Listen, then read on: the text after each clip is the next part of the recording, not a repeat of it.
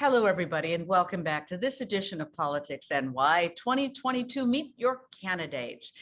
And we do 3 questions, 3 minutes. I'm Jane Hanson.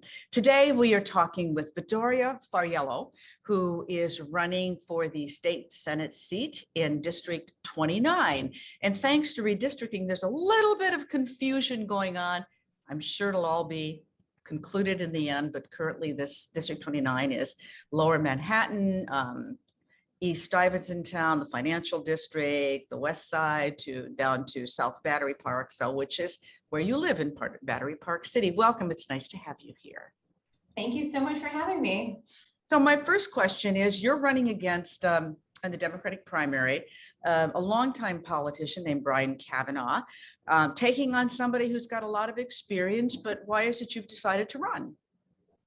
Well, thanks again for having me. And I'm running for New York State Senate because our communities deserve to have a say in what happens to them.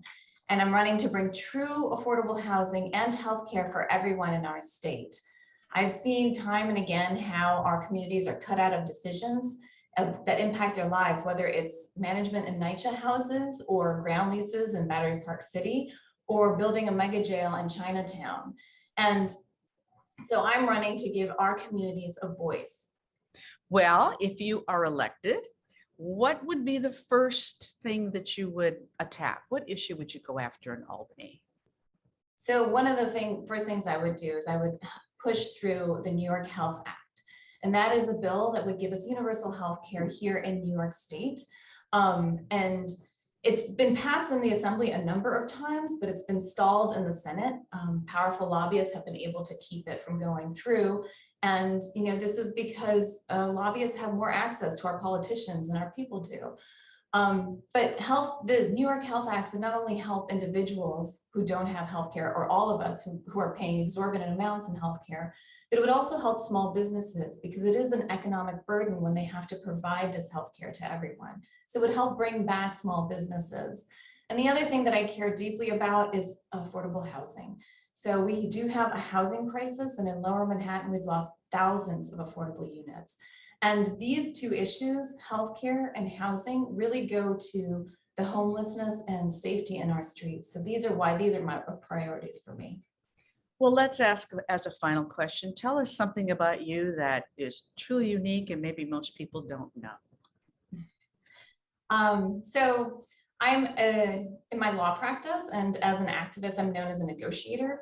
And I can thank my grandmother for this, because when I was a kid, she would take me to the open air market in Italy and she'd say, look, I'll buy you one thing, but you have to haggle for the price. And I hated that, really not keen on that, but I learned really important lessons. I learned, first of all, that you need to ask. You won't get anything unless you ask. So that's critical. When we need something, we need to ask for it. Secondly, I learned how to talk to people so they'd be open to hearing another side and get them over to, drop that price for that cute dress that I wanted. And lastly, I think most importantly, I learned to question, right? When somebody says, this is what it costs, I said, why?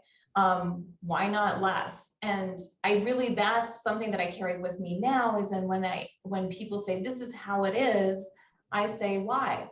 We need to change things. And so, I won't take that this is how it is as an answer for anything. And I won't listen to excuses as to why we can't change anything. It's really long past time for a change. Vittoria, I think what your grandma taught you could be very useful in Albany. So good luck to you, and thanks so much for joining us today. We really appreciate it. Thank you. And thanks all of you for watching. We'll see you next time.